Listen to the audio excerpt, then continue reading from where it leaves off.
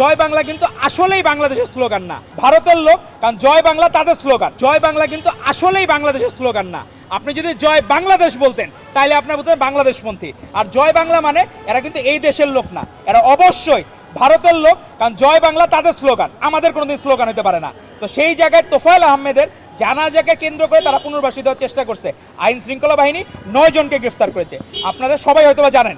তো আমরা প্রত্যেকটা জায়গায় আইন শৃঙ্খলা বাহিনীকে অনুরোধ করব, আপনারা নিষিদ্ধ আওয়ামী লীগ, নিষিদ্ধ ছাত্রলীগের ক্ষেত্রে কোনো আপনাদের আবেগ থাকা যাবে না, আপনারা অবশ্যই তাদেরকে অ্যারেস্ট করবেন, কিন্তু কাউকে হয়রানি করা যাবে না। আবার যে সেই জায়গায় সাধারণ একটা নাগরিকও যাকে ব্লেম দিয়ে যাকে অ্যারেস্ট না করা হয়, এটা আমাদের ইনশিওর করতে হবে।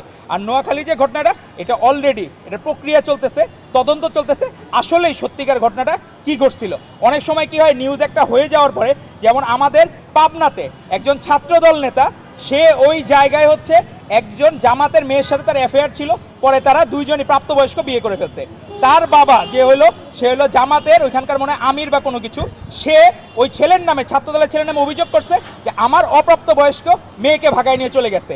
তো সেই কারণে অপহরণ করছে। তো সেই অপহরণের ব্লেমের কারণে সাথে সাথে আমরা শোকজ করছি।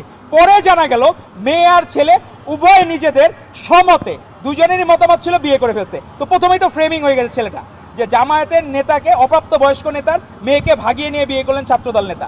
প্রথমেই ফ্রেমিং হয়ে যাওয়ার কারণে সেটা কিন্তু আমরা তাকে বহিষ্কার করেছি, অনেক কিছু ব্যবস্থা নিয়েছি, কিন্তু ঘটনা ছিল কিন্তু মিসইন্টারপ্রিট হয়ে গেছে।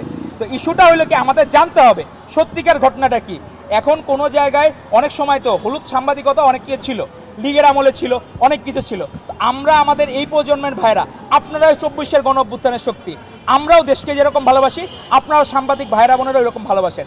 আশা করব আপনাদের মাধ্যমে সত্যিকার ঘটনাটা যে তুলে আসে, কখনো ফ্রেমিং যাতে একপাক্ষিক না হয়। নোয়াখালীর ঘটনাটা তদন্ত হচ্ছে, আইন শৃঙ্খলা বাহিনীর কোনো ল্যাকিংস থাকলে তাদের বিরুদ্ধে ব্যবস্থা নেওয়া হবে। আর সত্যিকার অর্থে লীগ যদি নামার চেষ্টা করবে, তখন আইন শৃঙ্খলা বাহিনী তাদেরকে প্রতিহত করবে। তবে সাধারণ জনগণের বেশে মব যাতে না হয়, সেটা আবার ইনশিওর করতে হবে।